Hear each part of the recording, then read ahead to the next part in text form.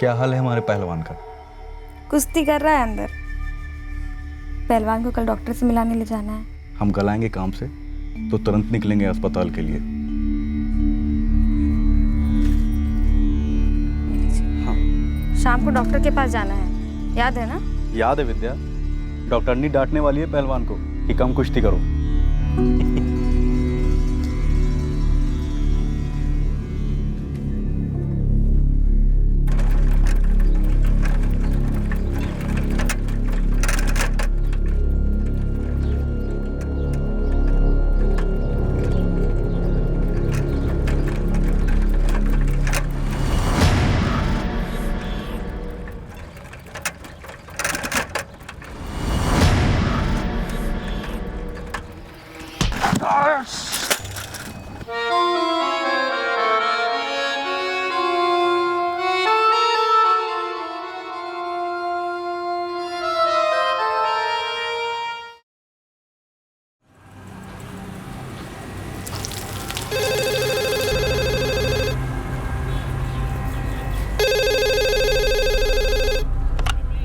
सत श्री अकाल जी, गुरु sweets.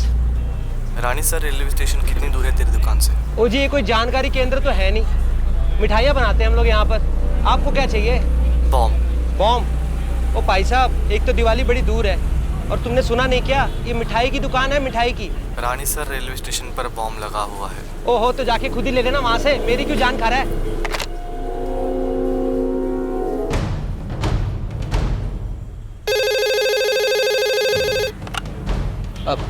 Hello. Phone मत काट। तुसी कौन बोल रहे हो जी? 15 मिनट है, बचने का मौका दे रहा हूँ तुझे। जा, रानी सर स्टेशन जा। रोक सके तो बॉम्ब को रोक। Hello hello.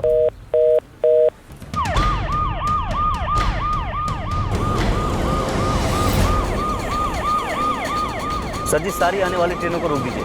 बिना अफरा तफरी के प्लेटफॉर्म पर से सारी पब्लिक को बाहर भेजिए और सारे गेट बंद करवा दो। संभाल कर, लेकिन जल्दी प्लीज। दिल्ली मेल 10 मील की दूरी पर है। रेड सिग्नल दे दो ट्रैक पर, सारे रेड सिग्नल। अमृतसर एक्सप्रेस आगे नहीं बढ़ेगी, पहले से ही 2 ट्रेनें खड़ी हैं। वो कारण आपको बाद में बताएंगे, इमरजेंसी है।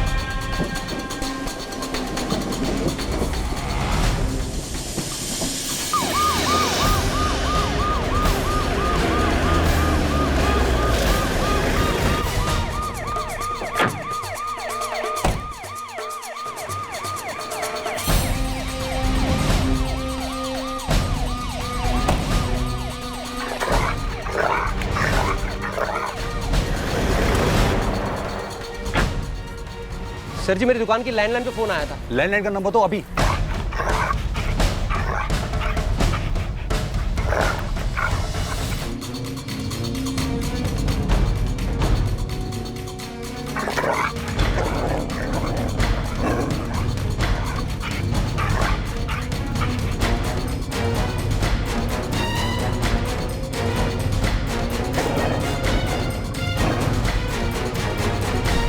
नो सर, अभी तक सेंसर्स ने कुछ पिक नहीं किया है। माइनर सिग्नल भी नहीं। कॉलर के हिसाब से सिर्फ 5 मिनट और बचे हैं ब्लास्ट होने के लिए। Get one thing very clear, हमें कोई डिजास्टर नहीं चाहिए।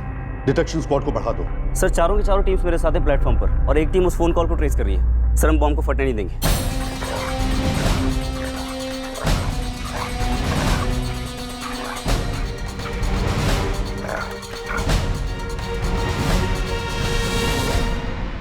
देखिए, आप इसे अपनी टॉप प्रायोरिटी पे रखिए। पूरी ताकत लगा दीजिए। It's a bomb threat. किसी भी हालत में हमें इस कॉलर की डिटेल्स चाहिए, अभी चाहिए।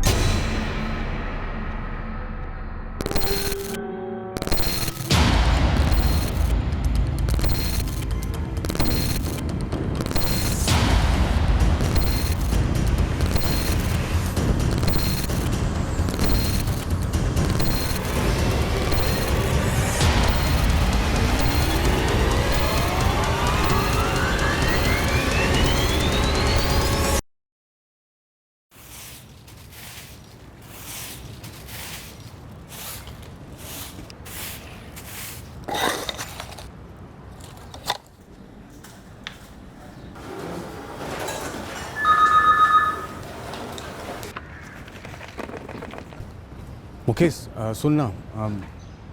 दिनेश, हम तुम्हारे बिना कहे समझ गए कि तुमको फिर जल्दी जाना है आज। और तुम्हारा काम हम कर लें। हाँ दोस्त, जल्दी है थोड़ी आज। और किसी को पता भी नहीं चलना चाहिए दफ्तर में कि तुम जल्दी चले गए हो। प्लीज़ यार। ठीक है, चल जा। हाँ शुक्रिया दोस्त, शुक्रिया। अब दिनेश, हमने कहा ना कि किसी को पता नहीं चलेगा। भाई हो हमारे तुम। चल चलता है।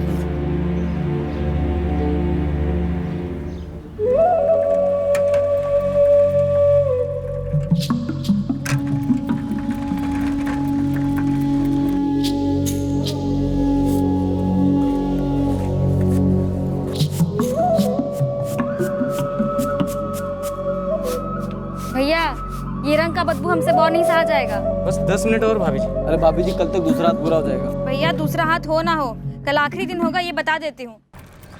काका मिट्टी उठा के वहां से वाह मुकेश वाह। जी अजय भैया, बोलिए। अरे कब है, जब देखो तब नजर चुरा के खिसक जाते हो। एक सवाल पूछे तुमसे, तुम जवाब ही नहीं दिए। भैया हम लेट हो रहे हैं इसलिए। अब वही तो पूछ रहे हैं, काहे देरी हो रही है भाई? अब काहे जल्दी में लगे रहते हो? ये घर पर साफ सफाई कूड़ा कचरा का काम तुम ही करते हो क्या? एक बात समझाऊं, जब तहसील कार्यालय में तुम्हें झाड़ू लगाने में कोई दिक्कत नहीं होती है तो एक गांव का चौपाल भी साफ रखा करो ना भैया। तुम्हारी जो बड़ी सरकारी नौकरी है, यही का थोड़ा फायदा तो गांव को मिलना चाहिए, नहीं? अरे राम निहाल भैया, कहाँ चौपाल वोपाल, हम तो घर के भीतर की बात पूछ रहे हैं। पर लुगाई जो है घर पहुँचते ही थमा देती होगी ना झाड़ू पोछा। देखो मुकेश, देखो सब सच बताओ, शर्माओ नहीं। हेलो, हम चलते भैया, हमको लेट हो रहा है। अच्छा, अब जवाब कब दोगे?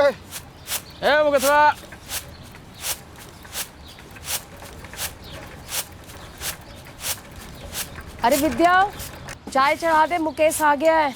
हाँ अम्मा जी, चढ़ा दी। राम राम मुकेश भैया। राम राम।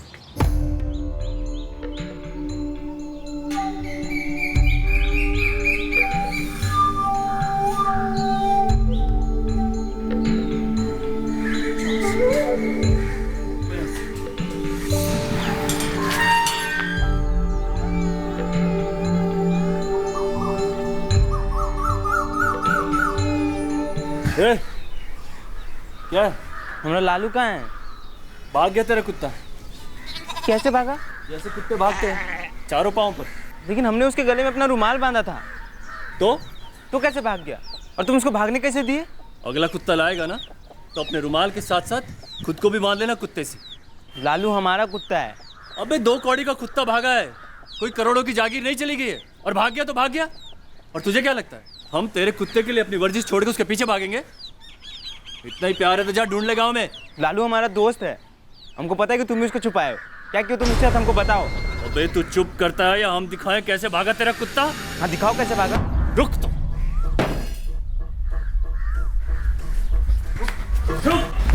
अबे रुक। साले ऐसे ही भागा था तेरा कुत्ता भी। बच्चू, अगली बार हमको अगर आसपास भी दिखाई दिया ना तो तू भी ऐसे ही भागेगा जैसे तेरा कुत्ता भागा था 4 पैरों पे। तेरा लंगोट खोल के तेरे गले में डाल के पूरे गांव में घुमाएंगे हम। भाग यहाँ से। बीज, खाद, पानी सब तबीयत से डाल दिया है। बस नज़र रखनी होगी उस राम निहाल और राजा ठाकुर पर कि कहीं हमारी फसल फिर से बर्बाद ना कर दें। वो पुताई वाले भी बोल रहे थे, क्योंकि रास्ते में रोक कर पूछा गया है कि काहे काम कर रहे हैं उस घर में। पूरन भैया, वो लोग सुधरने से रहें और हमें रहना इसी गांव में ही है। तो क्या उनकी मनमानी सहते रहे? थक जाएंगे एक दिन, देखिएगा। और कब तक चलेगी मनमानी? एक दिन बहुत जल्द आएगा जब उनके ताने, उनकी चुगलियां, हमारा नुकसान करना सब बंद हो जाएगा। और पता है वो कब होगा? जब हम दिल पर लेना बंद कर देंगे तब। क्या हाल है हमारे पहलवान का? कुश्ती कर रहा है अंदर। पहलवान को कल डॉक्टर से मिलाने ले जाना है। हम कल आएंगे काम से तो तुरंत निकलेंगे अस्पताल के लिए।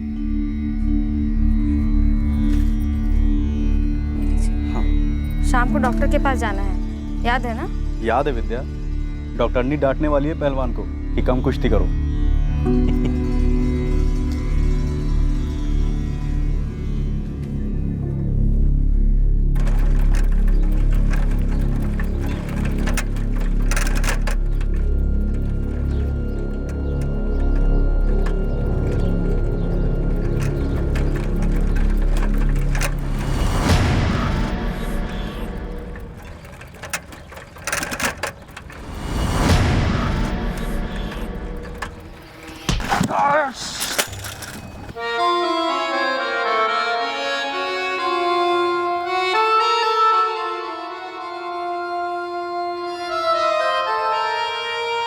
रानीसर में बॉम्ब स्केयर और कोसों दूर यूपी के गांव में मुकेश कनौजिया पर अटैक। कनेक्शन क्या था? बड़ा विचित्र कनेक्शन था, क्योंकि ये केस विचित्र लोगों का था। एक बॉम्ब, एक कुत्ता, एक सफाई कर्मचारी का मर्डर, ये केस था क्या? मुकेश कनौजिया का कत्ल 22 अगस्त 2016 को हुआ। उसकी मौत एक राह गुजरते आदमी ने रिपोर्ट की थी, उसके कत्ल के कुछ ही देर बाद। कंट्रोल रूम में किसने फोन किया था? हम ही फोन किए थे सर। कौन है ये मुकेश कनौजिया है, यहीं पास में देवकुंज गांव है, वहाँ का रहने वाला है। चौरीपुरा जो तहसील है ना, उसके कार्यालय में सफाई कर्मचारी है।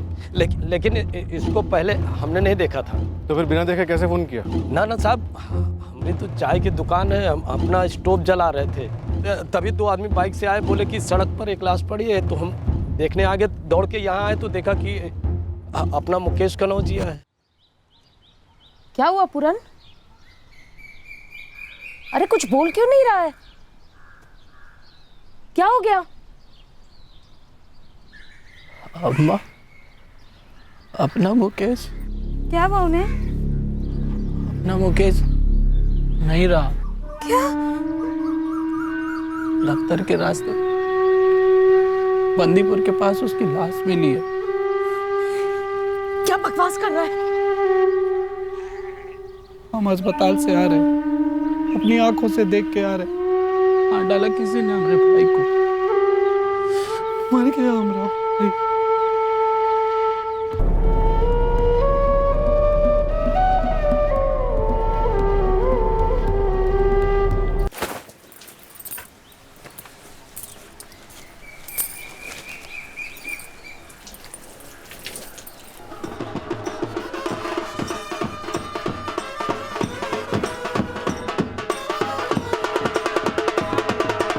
क्या?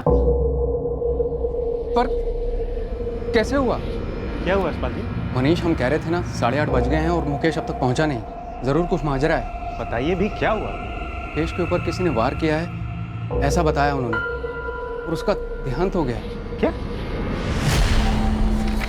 फोन कंपनी से बोलिए मुकेश के इस नंबर का जल्द से जल्द रिकॉर्ड निकाल के दें। पूरन जी, मुकेश का फोन बंद आ रहा है। मैडम जी, ये सब कुछ रामनिहाल दीक्षित और अजय ठाकुर का किया करा है।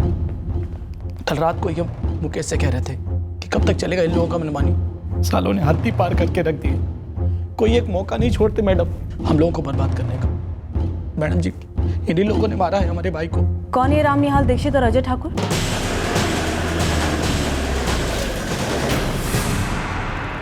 अजय ठाकुर? उनको पता था सबसे पहले हमारा इनाम घसीटा जाएगा, लेकिन हवलदार साहब हम सच सच चुप रहे। तुझे जो कुछ भी कहना है ना, चल के बड़े साहब से कहना। हाँ, लेकिन हम चल गाड़ी में बैठ। अरे मेरी बात तो सुन लीजिए। बैठ गाड़ी में बैठ।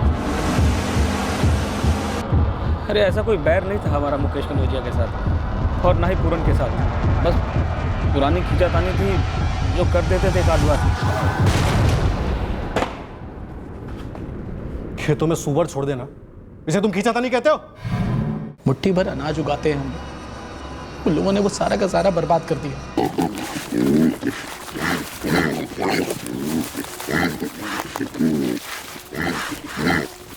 हम इन लोगों के खिलाफ लड़े मैडम, उनके पास पैसे की ताकत थी और गुरूर भी। उन लोगों ने हमारे खेत पे जानवर छोड़ दिए, पूरा खेत बर्बाद कर दिया। उसके बावजूद हम फिर बीज बोए, बड़ी मुश्किल से फसल उगी। तो एक रात तो लोगों ने खेत में पानी भर दिया, सारा का सारा फसल फिर बर्बाद हो गई।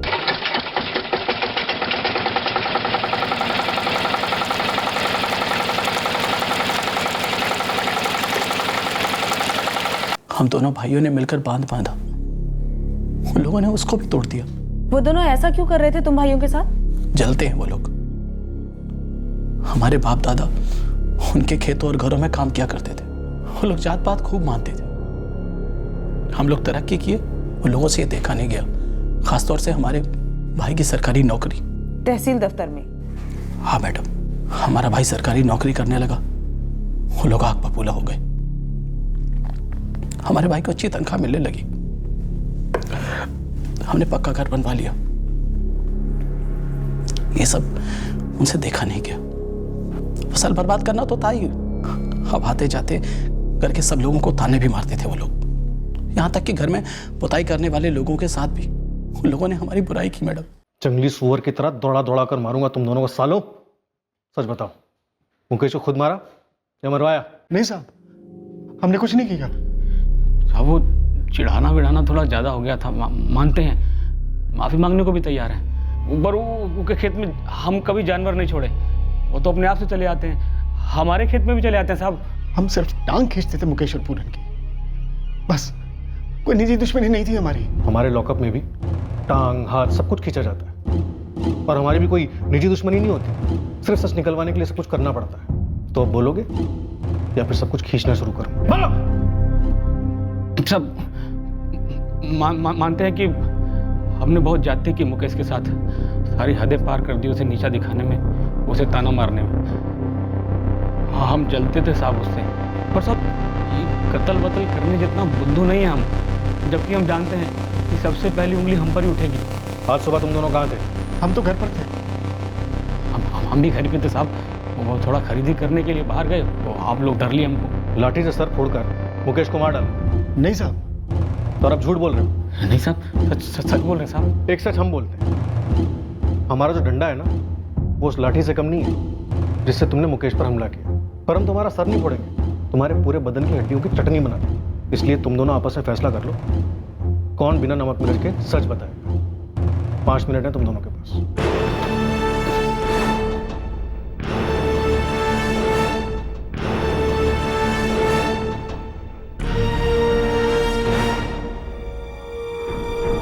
साहब ये अजय रामनियाल दोनों झूठ बोल रहे हैं। कल सवेरे घर से निकल लिए थे, अब किससे मिलने निकले, कहाँ से निकले ये नहीं मालूम, लेकिन घर पे नहीं थे।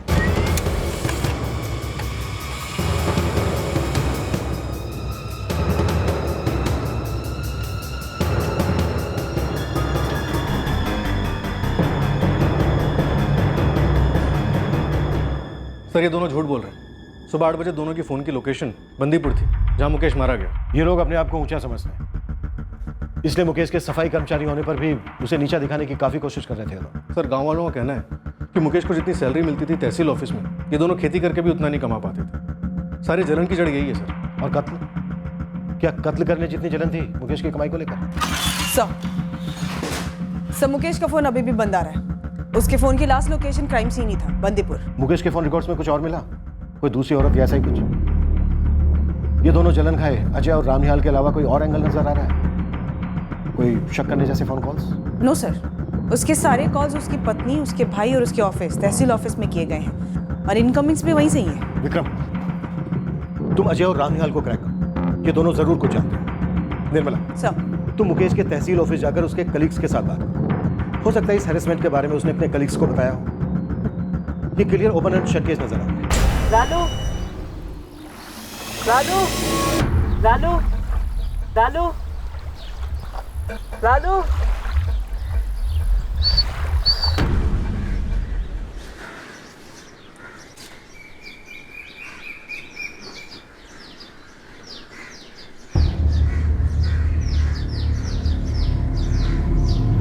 तू फिर आ गया।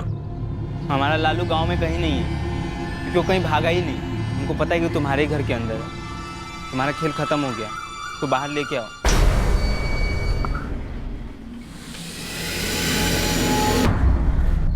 डर क्यों रहे हो? लेके आओ लालू को बाहर। चल आजा। कहाँ? हमारे साथ अंदर चल, देते हैं तेरा लालू। कोई जरूरत नहीं है, तुम उसको बाहर लेके आओ, वो अपने आप दौड़ के हमारे पास आ जाएगा।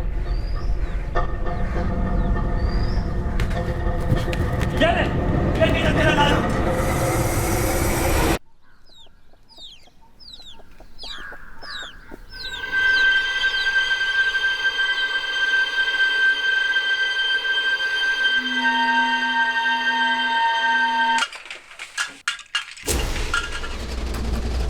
अरे कौन है रे? कौन है? 7:45 बजे अजय तुम अपने घर से निकले। 8 बजे बंदीपुर के पास पहुंचे, जहां रामनिहाल पहले से ही घात लगा के बैठा था। उसके बाद मुकेश वहां से निकला अपनी साइकिल पर, और तुम दोनों ने उस पर हमला किया और उसे मार डाला। हम दोनों तो 7 बजे अपने घर से बाहर निकले और सीधा बाजार गए, जहाँ हमारा बिरजू के साथ कुछ काम था। 8:30 बजे हम लोग बिरजू के यहाँ से नाश्ता करके निकले, फिर हमें जाना था चौरीपुर और वो रास्ता जाता बंदीपुर होकर, और वहाँ हमने मुकेश को देखा। और वो क्या कर रहा था? डंडे से खुद की जान ले रहा था? नहीं साहब, सर वो काम तो कोई कर चुका था। मुकेश वहाँ पड़ा हुआ था, मरा हुआ। मुश्किल से 15 मिनट पहले तूने मुझसे कहा कि आज सुबह तू घर से निकला ही नहीं। झूठ बोला था साहब। मुकेश को घायल पड़ा देख हम इतने डर गए थे कि पूछो नहीं। तब हमें लगा कि सारा इल्जाम हम ही पर ही आएगा। तुम लोग पहले घर से निकले ही नहीं, उसके बाद कह रहे हो कि मुकेश को रास्ते में घायल देखा और भाग गए। तुम लोगों की कहानी में खेतों जितने बड़े गड्ढे हैं। एक काम करो, सच बोल दो, आसान रहेगा। बोलो, वो लाठी कहाँ से आई जिससे मुकेश पर हमला किया था? बिरजू की दुकान से? या बिरजू नाम का कोई शख्स है ही नहीं? नहीं साहब, बिरजू है। आप चाहो तो बिरजू से पूछ सकते हो। साहब आप चाहो तो नंद किशोर से भी पूछ लीजिए। मुकेश को ऐसा हालत में देखने के बाद हम उसी से मिलने गए थे। फिलहाल तुम दोनों से पूछो 3 सवाल। पहला, मुकेश को खुद मारा या किसी से मरवाया? 2, क्यों मारा या मरवाया? और 3, मुकेश का मोबाइल कहाँ है? ना हमने मुकेश को मारा ना मरवाया। उसका मोबाइल कहाँ है हमें नहीं पता। मुकेश 3 साल से सर्विस कर रहा था यहाँ, लेकिन गांव में उसका किसी से कोई झगड़ा ऐसा तो उसने कभी बताया नहीं। मैडम एक बात बता दूं, मुकेश अपने काम में अव्वल था। जी हाँ बिल्कुल, एक भी शिकायत नहीं थी किसी को उसके साथ, और दिन में 1 बार हो चाहे 10 बार, सफाई बहुत सफाई से करता था वो। और बुरी खबर सुनकर इतना बुरा लग रहा है कि हम आपको क्या बताएं मैडम। उसकी बीवी पेट से है, 5 महीने का पहला बच्चा। इस राम निहाल और अजय पे तो हमें पहले से शक था, उसके खिलाफ हम सबूत भी ढूंढ रहे हैं। पर आप लोग हमें बताइए कि आप लोगों को क्या लगता है कौन हो सकता है? ऑफिस में किसी से कोई दुश्मनी? दिनेश तुम्हारी तो खूब जमती थी ना उससे, तुम्हें कभी कुछ बताया मुकेश ने? जी नहीं मैडम, कभी कुछ नहीं बताया उसने। और देखो, जात पात और ऊंच नीच के चक्कर में एक ऐसे सीधे आदमी का खून हो गया। हमें तो विश्वास ही नहीं हो रहा कि मुकेश नहीं रहा। हाँ सब आए थे। 22 अगस्त की सुबह अजय और राम निहाल दोनों यहाँ पर आए थे। हमारा सौदा हुआ, उसके बाद हमने आलू पूरी भी खाई थी साथ में बैठकर। इतनी सुबह सुबह ऐसा कौन सा खास सौदा होने वाला था? अजय और राम निहाल हमारे दोस्त हैं, नाश्ते पर मिलना तय हुआ था। उसके बाद उनके होटल के लिए लगने वाले माल का हिसाब भी देना था हमें। होटल? हाँ साहब, चौरीपुर के पास राम निहाल की एक पुश्तैनी जमीन है छोटी सी। अजय और रामपाल मिलकर वहाँ पार्टनरशिप में एक होटल बनाना चाह रहे हैं। ये लोग खालियात आए थे? हाँ साहब, बिल्कुल निहत्ते। पंचायत से लेकर पनवाड़ी तक गांव में सब जानता है कि अजय और राम निहाल को अपनी जात खानदान वगैरह पर कितना गरूर है। अब बुरी बात तो है साहब, लेकिन सब गांव में कोई भी आपको कहेगा कि अजय और राम निहाल मुकेश का खून नहीं कर सकते। उनमें तनाव जरूर था, इसलिए मुकेश का खून का असर सिर्फ उन दोनों पर ही जाता। दोनों अजय और राम निहाल आए थे 22 अगस्त की सुबह, लेकिन एक बात कहूँ साहब, दोनों का मिजाज कुछ बदला हुआ था, डरे हुए। वो इसलिए क्योंकि मुकेश कनौजिया का कत्ल करके वो लोग सीधा तुम्हारे पास आए थे नंदकिशोर। ऐसा हम कतई नहीं कह रहे, और ऐसा कहने वाले वो होते भी कौन। लेकिन एक बात कहूँ साहब, दोनों दोस्त हैं हमारे। मुकेश की खून करने जैसी कोई दुश्मनी भी नहीं थी। हमारे पास सिर्फ सर्कमस्टेंशियल एविडेंस इन दोनों के खिलाफ। कत्ल के वक्त दोनों क्राइम सीन के काफी पास थे, शायद क्राइम सीन पर ही थे। सर इसके अलावा हमारे पास कोई ठोस सबूत नहीं इस अजय और राम निहाल के खिलाफ। और सर इन दोनों के अलावा मुकेश कनौजिया की किसी और के साथ दुश्मनी थी भी नहीं। बड़ी ईमानदारी और शिद्दत के साथ अपनी जिंदगी गुजर करने पे तुला था, और सर अपने पहले बच्चे के आने का इंतजार भी कर रहा था। वॉलेट में कितने पैसे थे? हमें तो वॉलेट खाली मिला था। क्या ऐसा हो सकता है कि वो कोई भारी रकम कहीं लेकर जा रहा था? लूट वजह हो सकती है इस अटैक के पीछे। नो सर, मेरी मुकेश के भाई पूरन से बात हुई, उसने कहा कि ज्यादा से ज्यादा 200 रुपए रहे होंगे।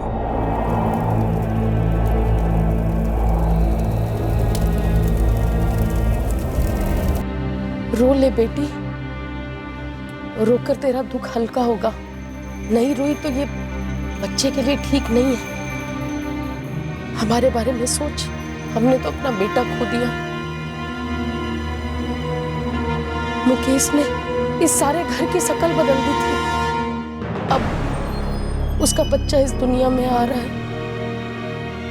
ये तुम्हारी और हमारी जिम्मेवारी है ना, हमें ख्याल रखना होगा। रो ले बेटी, रो ले।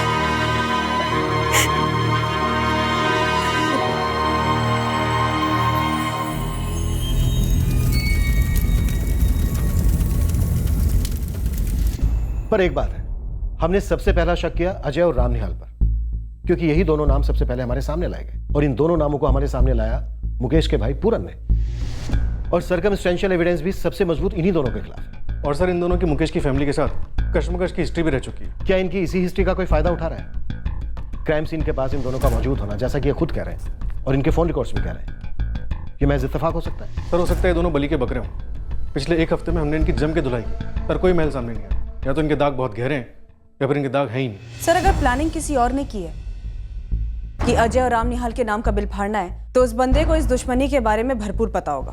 बिल्कुल।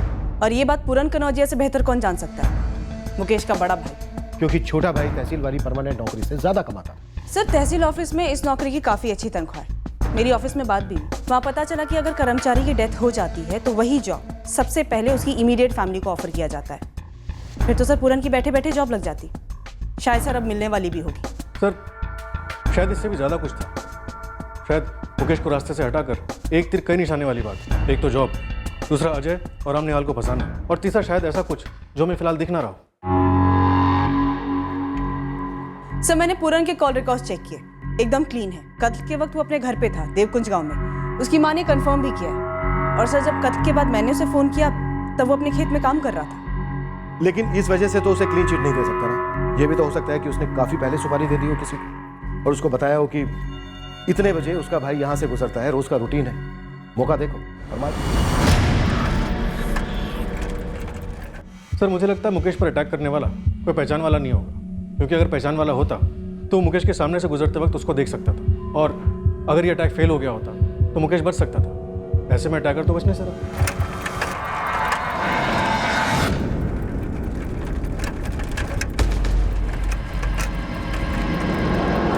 सर, इस कत्ल के पीछे अजय हो, रामनिहाल हो, दोनों हो, या फिर खुद पूरन हो, एक बात तो साफ है कि लाठी चलाने वाला कोई अजनबी था, कोई किराए का, किसी देवकुंज से, चौरीपुर से, या फिर आसपास के किसी दूसरे गांव से। अजय और रामनिहाल को रिलीज करो, उनसे कहो कि उनके खिलाफ कुछ नहीं मिला है, वो जा सकते हैं। ये दोनों प्रोफेशनल क्रिमिनल्स तो है नहीं, कोई ना कोई गलती जरूर करेंगे ये सोचकर कि ये दोनों अब शक के दायरे से बाहर हैं। Right sir. और इस पूरन के पीछे भी अपने आदमी लगा। ये जो राम लक्ष्मण वाले देसी घी के लड्डू परोस रहा है ना, ये लड्डू मुझे कुछ ज्यादा ही मीठा लगा। आ जाओ, शायद तुम लोग सच बोल रहे हो, तुम्हारे खिलाफ कुछ मिला नहीं, इसलिए तुमको रिहा कर रहे हैं।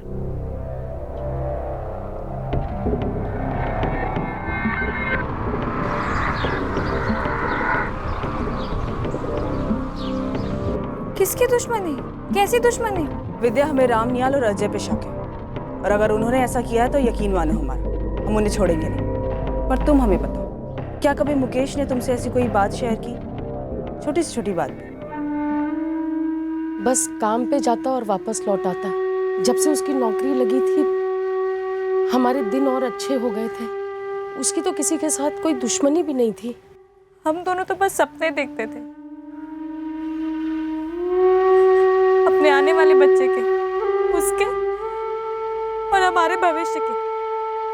हमारे तो सारे सपने ही चूर-चूर हो गए। अरे भाई, हम तो बस पुताई का काम कर रहे थे। अब घर के अंदर का महाभारत हो रहा है, ये कहानी हम कैसे बताएं आपको? अरे महाराज, हमें तुम्हारी कहानी वानी में कोनो इंटरेस्ट नहीं। तुम दोनों ये बताओ, तुम 2 हफ्ता से उधर काम कर रहे हो ना, तो कुछ टेढ़ा वेढ़ा देखे हो? जैसन जैसन ये जो मुकेश है, सवेरे सवेरे काम पर चला जाता हो, उसके बाद उसके भैया जो है पूरन, वो भी खेत चले जाते हो, और बीच में वापस घर आ जाते हो।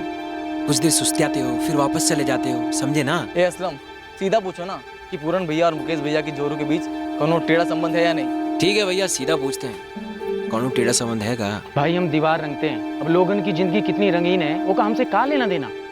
और असलम सुनो, तुम्हारे सवाल का ना एक ही जवाब है, और वो है ना, 14 दिन से वहाँ काम कर रहे हैं, ना किसी को आते देखा ना जाते देखा। और ऐसा ना उल्टा पुल्टा सवाल हमारे दिमाग में नहीं आता।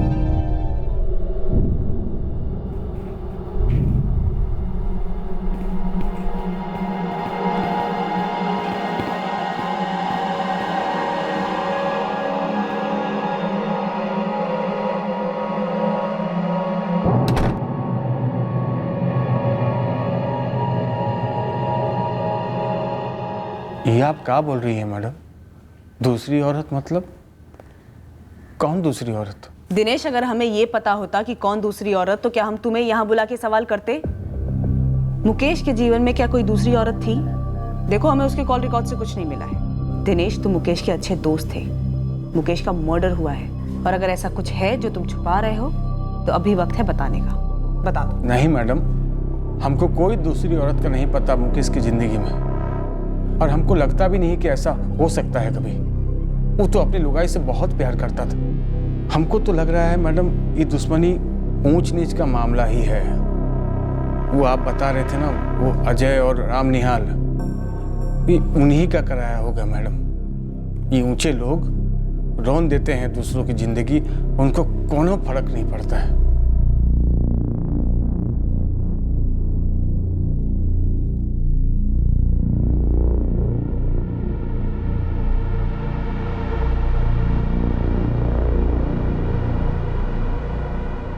साहब, काफी समय से हम ये राम निहाल और अजय पर नजर रखें। उनके कुछ कामगारों को भी हम अपनी तरफ कर लें। किसी की जुबान पर एक शब्द नहीं है मुकेश के मर्डर को लेकर। किसी कामगार का इस्तेमाल किया हो सकता है? नहीं साहब, ऐसा किया होता कब का धर लिया होता और आपके सामने ला दिया होता। ये मामला कुछ और है। घर में आपस का मामला है जो पकड़ में नहीं आ रहा साहब।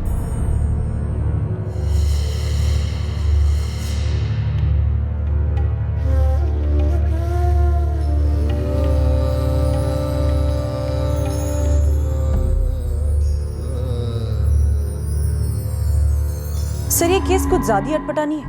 एक छोटे से गांव में मर्डर होता है और हमारे सामने एक भी क्लू नहीं है।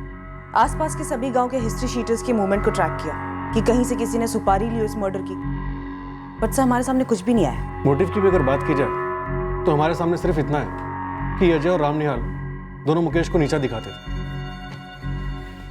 इसके अलावा हमारे सामने और कुछ भी नहीं है। देवकुंज पूरा छान चुके, चौरीपुर में जितना हो सके रडार फैला, आसपास के जितने भी गांव हैं सब जगह अपना नेटवर्क है। माधोगंज, रतनपुर, नंदपुर, सब जगह शायद कुछ सामने आ जाए। ऐसा कुछ जो केवल मुकेश जानता था, उसने किसी और को ना बताया। अभी आदमी मारा गया है तो कोई तो वजह होगी इसको मारने की।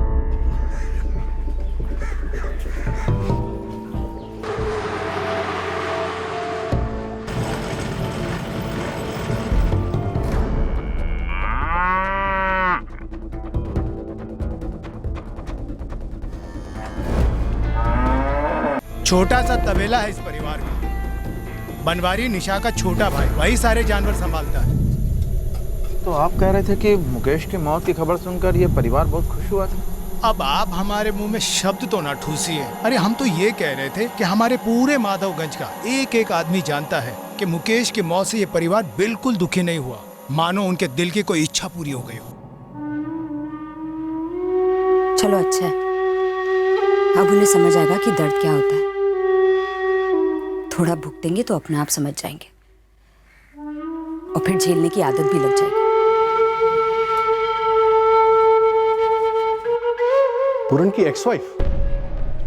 हमें कैसे नहीं पता चला? क्योंकि किसी ने आपको बताया ही नहीं। पूरन की पत्नी का नाम निशा है, यहाँ माधोगंज में रहती है अपने मायके में। बाप का नाम लाला रजक है। एक छोटा सा तबेला है इनका, जो छोटा भाई बनवारी चलाता है आजकल। बाप रिटायर ही है समझो। और बता क्या निकल सकता है इस एंगल से? एंगलों का तबेला है समझो, जितना खींचोगे उतना निकलेगा। एक सुराग तो आप अभी नोट कर लो कि पूरे माधोगंज में ये रजक परिवार क्या बोलता फिर रहा है। क्या न्याय हुआ है? मुकेश की मौत के साथ न्याय किया है ऊपर वाले ने। अब पूरन के पूरे परिवार को असली दर्द का मतलब समझ आएगा। बटवे से 200 रुपए जितनी मामूली रकम गायब, एक मोबाइल फोन गायब, लेकिन साइकिल वहीं छोड़ दी। अगर इरादा सिर्फ लूट का होता तो साइकिल क्यों छोड़ दी? साइकिल भी लेकर जाता तो भागने में भी काम आती और थोड़ी महंगी भी बिकती। सर, कातिल ने विक्टिम का चेहरा बिगाड़ने की भी कोशिश नहीं की और बटुए से उसने आईडी कार्ड्स भी नहीं निकाले। सर, कोई निजी दुश्मनी, गुस्से का मामला लगता है।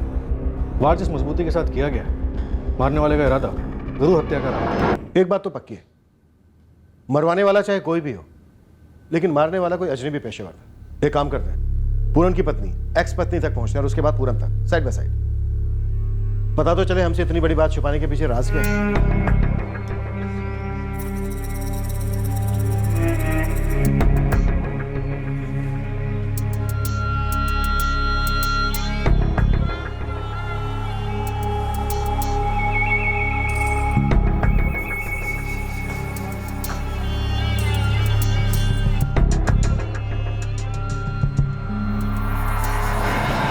मुकेश कनौजिया, उसका काम, उसका घर, उसका कत्ल, उसके भाई पूरन की एक्स वाइफ, ये सारी बातें एक ही केस की लगती हैं। लेकिन रानी सर, वो बॉम्ब था, उसका कनेक्शन अब भी क्लियर नहीं हुआ। क्या वो बॉम्ब ढूंढा गया था? डिफ्यूज हुआ करेक्ट टाइम पर? वेल, जिस फोन से बॉम्ब थ्रेट कॉल आया था वो कॉल ट्रेस हो गया।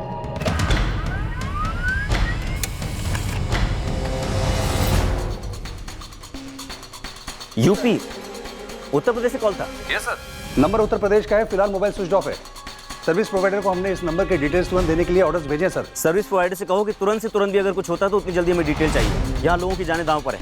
मुकेश कन्नौजिया मर्डर केस में अब भी 2 अहम प्लेयर्स हमारे सामने आने बाकी थे, जिनका क्राइम सीन और क्राइम के टाइम दोनों के साथ था।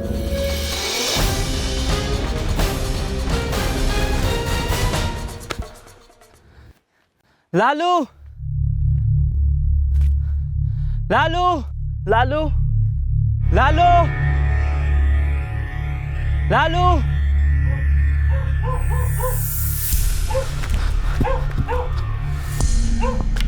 लालू। क्या कर रहे कुंदन भैया? अभी तक उस कुत्ते का भूत सवार है। भूत वूत नहीं है वो, लालू नाम है उसका, दोस्त है हमारा। पता नहीं मिल ही नहीं रहा। हाँ जानते हैं, और सारा गांव भी जानता है। कब आप उस कुत्ते को ढूंढना छोड़ेंगे और एक जिम्मेदार आदमी की तरह कुछ काम काज करेंगे? तुम अपना काम करो और हमको हमारा काम करने दो, समझी?